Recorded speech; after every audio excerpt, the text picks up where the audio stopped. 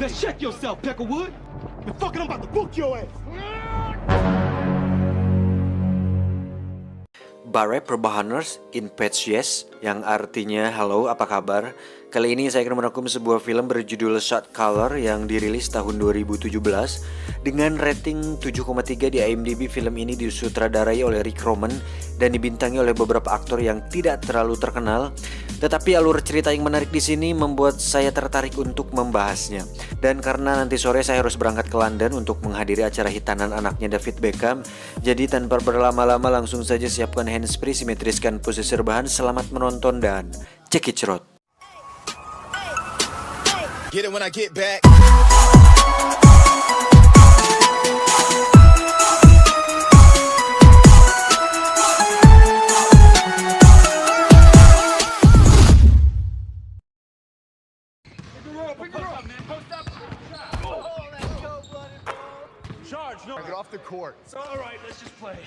Film ini akan bercerita tentang seorang pria bernama Jacob. Dia adalah seorang pekerja kantor biasa yang memiliki hidup normal, sekaligus seorang ayah yang memiliki istri dan sebuah anak yang masih kecil. Hey. I need to shower and love right. Wait. What did I do? It's just Suatu hari saat dirinya pulang dari sebuah pesta bersama rekan dan istrinya, tak diduga terjadi kecelakaan yang mengakibatkan rekan dan istrinya tersebut meninggal. Untuk itu, Jacob dijatuhi hukuman 7 tahun penjara. Yeah, that's right, partner. All right. I need the light. What?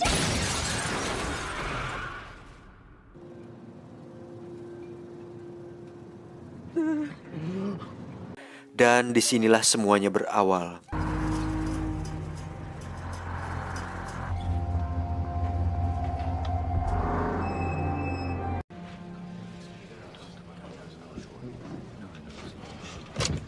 I'm responsible.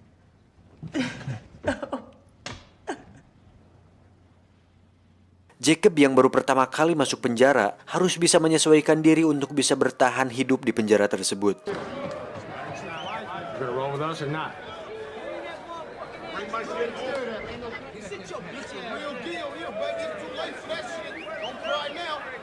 Terlihat ada seorang pria kulit hitam yang lugu dan terlihat lemah.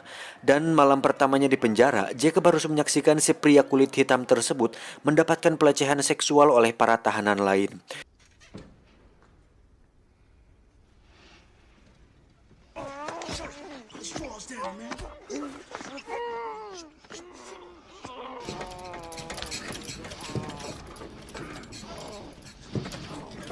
Di situ Jacob sadar bahwa untuk bertahan hidup di penjara, dirinya harus terlihat kuat dan punya keberanian di sana. Untuk itu, Jacob pun melakukan perkelahian dengan salah satu anggota geng di sana, sehingga dirinya harus mendekam di ruang isolasi selama 30 hari.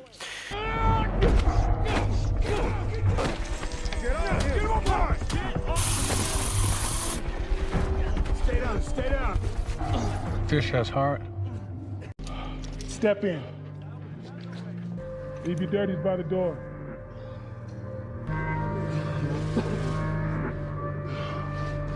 Ketika bebas, salah satu kelompok gangster di penjara itu pun tertarik pada Jacob dan merekrutnya sebagai salah satu anggota dari mereka.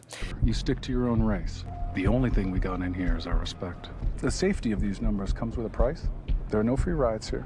Everyone puts in work. Di sisi lain, istri Jacob pun mengeluhkan bahwa tabungannya sudah mulai menipis dan bingung mencari uang kemana lagi. Dia pun meminta izin kepada Jacob untuk menjadi seorang LC di sebuah tempat karaoke. Semua hal yang ada di penjara itu tidak gratis, termasuk saat dirinya bergabung dengan gangster tersebut. Jacob pun diminta untuk menyelundupkan sebuah heroin yang dibungkus dengan balon karet untuk kemudian dimasukkan ke lubang bool atau anus agar tidak diketahui oleh para sipir. Dan Jacob pun melakukannya.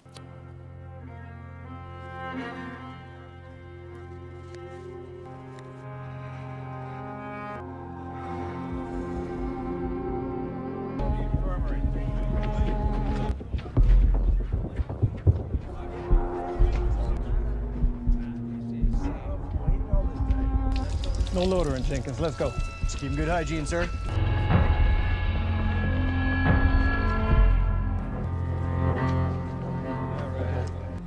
Keep putting in that work, money man. Tidak cukup sampai situ, jika Jacob ingin benar-benar masuk lebih dalam ke kelompok gangster tersebut, Jacob harus membunuh seorang tahanan dari geng lain di sana. Di sini, barulah Jacob harus berpikir berulang kali untuk melakukannya. Dan jika Jacob mundur saat ini, otomatis rasa aman yang didapatkannya saat ini akan lenyap seketika. Untuk itu, Jacob pun memberanikan diri untuk melakukannya. Dan itu adalah pembunuhan pertama yang dilakukan Jacob selama hidupnya.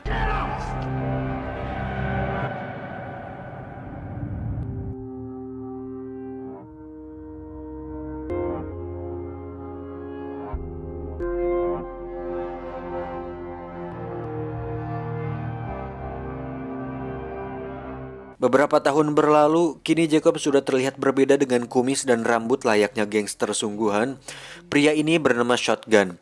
Pada adegan ini, Jacob diberitahu oleh Shotgun bahwa ada seorang pria bernama Herman Gonzalez yang merupakan salah satu orang yang paling berpengaruh di sini dan di luar gangster ini. Suatu hari terjadi sebuah kerusuhan antar geng di mana Jacob terpaksa ikut di situ. Dalam situasi tersebut, terlintas dalam pikiran Jacob untuk memanfaatkan situasi tersebut agar mendapatkan respect dari Herman.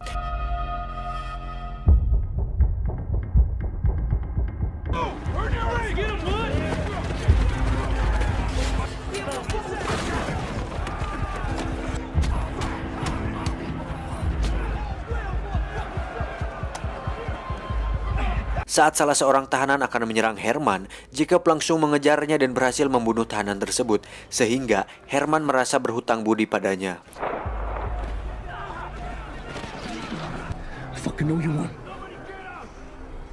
Namun karena tindakannya tersebut, Jacob harus mendapatkan penambahan hukuman selama 6 tahun penjara.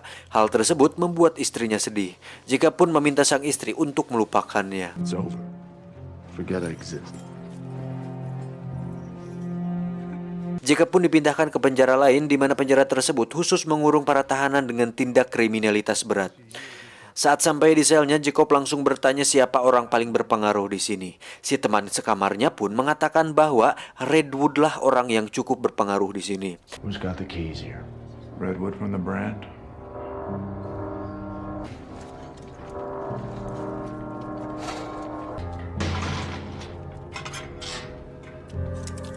Setelah saling bertatap muka, mereka pun melakukan percakapan dan Redwood mengatakan bahwa dia bukanlah penguasa sebenarnya di dunia gangster karena hanya ada satu pemimpin tertinggi yang bernama The Beast. The Beast sendiri dikurung terpisah dengan yang lain karena tempat tersebut khusus untuk tahanan berbahaya. Untuk itu Jacob pun melakukan perkelahian dengan salah satu tahanan berbahaya di sana.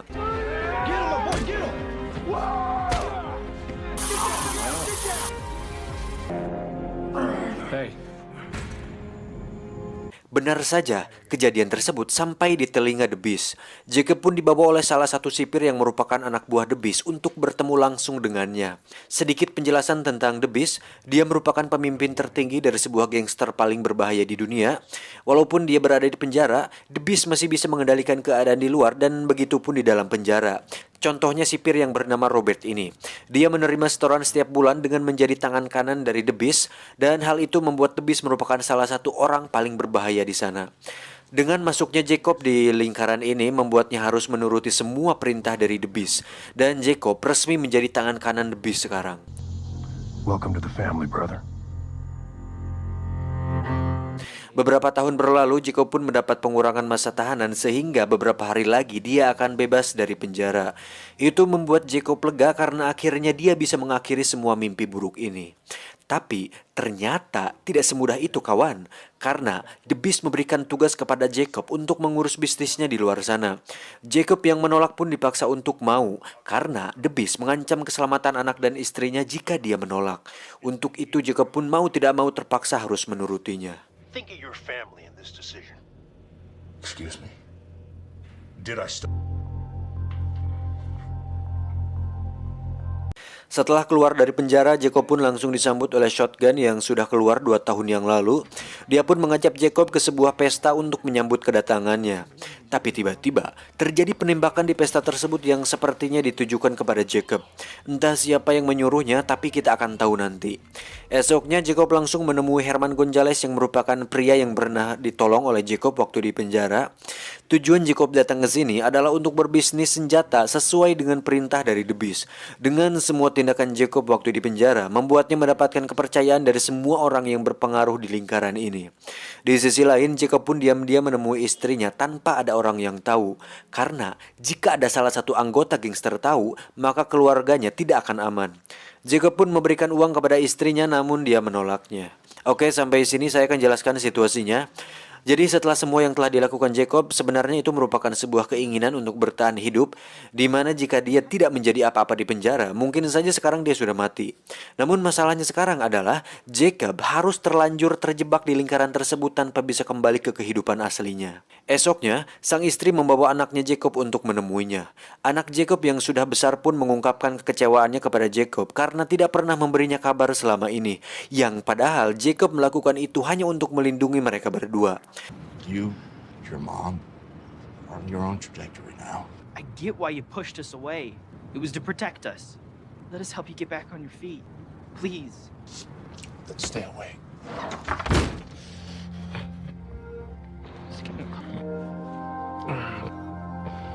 Tak bisa tinggal diam, Jacob pun memutuskan untuk membuat sebuah rencana demi mengakhiri ini semua.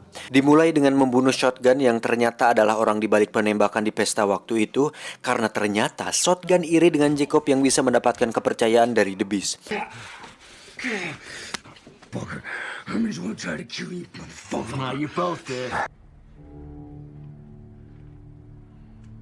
Selanjutnya, Jacob hanya tinggal mengurusi bisnis The Beast. Di tengah perjalanan, Jacob pun diam-diam memberikan lokasi transaksi senjata tersebut ke pihak kepolisian. Jadi ketika sampai, polisi langsung menggerebek lokasi tersebut dan terjadilah tembak-tembakan yang mengakibatkan Herman dan semua anggota gangster mati. Jacob yang sudah mengetahui itu hanya tiarap dan menjadi satu-satunya orang yang selamat dalam insiden itu. Dan disinilah dia sekarang. Polisi menawari kebebasan kepada Jacob dengan satu syarat, Jacob harus memberitahu semua bisnis dan bukti kejahatan The Beast. Namun, Jacob menolak karena dia tahu bahwa jika dia melakukannya, maka keluarganya akan dalam bahaya. Dan Jacob lebih memilih kembali ke penjara. Dan kalian tahu ke penjara mana dia dikirimkan? Ya, ke penjara di mana Beast berada. Tapi bukan itu kejutannya, karena ternyata Jacob sudah memikirkan semua ini, di mana dia menyelundupkan sebuah silet yang sengaja disembunyikan di dalam lubang boolnya. Saatnya tiba, Jacob pun harus menemui The Beast di tempat yang sama. The Beast yang sudah tahu bahwa Jacob berkhianat, mengatakan bahwa keluarga Jacob akan mati di luar sana. Oh, we'll see about that. When your old lady and kid are lying in blood. Saat akan dibawa kembali ke sel, Jacob langsung mengeluarkan siletnya dan memaksa Robert untuk masuk ke dalam kurungan. Jacob pun mengambil kunci kurungan tersebut dan membuka kurungan The Beast. Dari situ terjadi pertarungan di antara mereka berdua yang dimenangkan oleh Jacob. The Beast pun tewas dengan leher digorok menggunakan silet yang dibawa oleh Jacob. Setelah The Beast tidak ada, Jacob pun menjadi satu-satunya orang yang berkuasa sekarang. Robert diminta untuk tutup mulut tentang masalah ini dengan imbalan bayaran 3 kali lipat yang pernah diberikan oleh The Beast. Robert pun menurutinya. You're running the show. Setelah semua yang terjadi, akhirnya Jacob pun bisa tenang karena anak dan istrinya bisa tenang dan aman di luar sana. Dan Jacob sendiri harus menerima fakta bahwa dirinya akan mendekam di penjara selamanya. Tamat, ending yang cukup membagongkan. Pesan yang bisa kita ambil dari film ini adalah lakukan yang terbaik untuk orang yang kamu cintai. Jangan seperti Squidward yang hanya memikirkan klarinetnya. Saya John, sampai jumpa di video selanjutnya. BPKB Pesawat Antariksa.